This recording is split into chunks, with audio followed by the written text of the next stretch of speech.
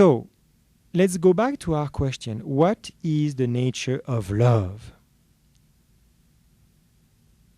If I say I love skiing, I love cheesecake, I love wine, there is always a movement of my sensitive appetite toward a sensitive good. When a 14 years old high school student, or maybe 8th grade, 9th grade, I don't know exactly, but say to a girl in a party, I love you so much. I love your eyes. The music is going on, she's nicely dressed, there is perfume. What is the nature of that love that boy is speaking about when he say, I love you? Is it a true love? Or is it a passionate love? You see, the philosopher Aristotle distinguishes 3 degrees of love.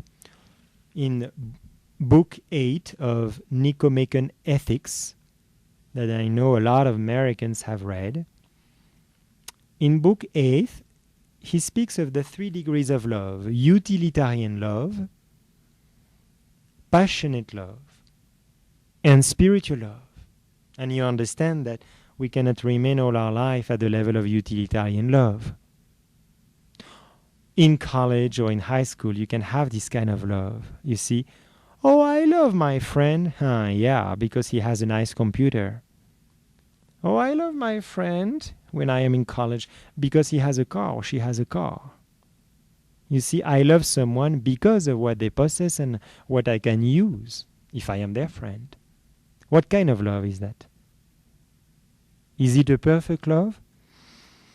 We know the answer. The second level is the passionate love.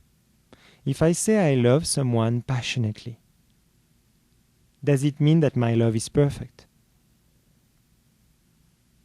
No, because that love implies a sensitive love. When a boy loves a girl at the sensitive level, often it will not last. And very, very often on campus we can see that college girls are loved for an evening, for a week, for a month. Many students, boys, are like butterflies, they go from one flower to the next, like a bee. They take whatever they want, and then they drop the girl. And tragedies happen. The girl gets pregnant, gets an abortion, and tragedy continues. And she carries that all her life. And the boy doesn't care. Very often. They don't want to deal with the problem. Women are often paying the price of that selfish love. Passionate love.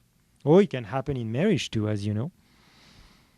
There is an education of the man very much needed today. I mean today and yesterday too.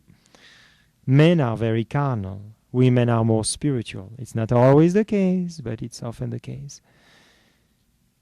It's very hard for a man to love a woman with a spiritual love. It takes a lot of prayer life. Oh, I love her so much. On the wedding day, oh, everything works fine. We go on honeymoon. Oh, I love you so much. And I always say to couples, oh, really? You love you a lot. Oh, that's beautiful. But you know what? I will tell you, if your love is true, 20 years down the road, I will tell you if your love is true. When I see couples coming to me and say, Father, we have been married for 55 years. I always congratulate those people because, they show us that long-lasting relationship is possible. We have examples. Maybe they are not legions, but we have examples of a lot of couples still around the world who have tried to be faithful to each other. despite of arguments along the weeks, along the days. And they knew that their commitment 55 years back was for life. They knew that with the grace of God, for those who were Christians, who there's Catholic, who had received the grace of sacramental marriage, it was not a commitment for a few months, or, well, we live together and, we'll see if it works. Oh, that's a disaster when we begin like that in life. A true love implies fidelity. Fidelity is such a challenge today. Why are we experiencing this period of 25 years, 30 years of growing divorce? The divorces in 30 years have rocketed. The divorce rate in 30 years has skyrocketed. Everyone is witness of that. What are the causes? Have young people been prepared to marriage in a very serious way? When I prepare young people to get married, it's not a cheap preparation. If they ask me to bless their marriage, you know what? I want to see them for 1 year. Once every month, every 2 months, depending on their availability. I want them to study about marriage, to study their faith. If they want a mass and they don't go to mass, believe me, they aren't going to have a mass unless they go again to mass.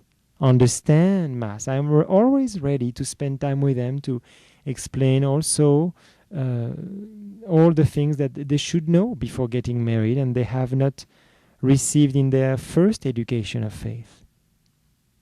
It's so important for priests to spend time with married couples. It's so important for fiancés to ask the priest time.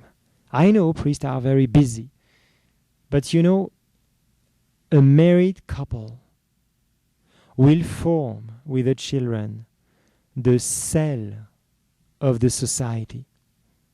Marriage is the starting point of any society.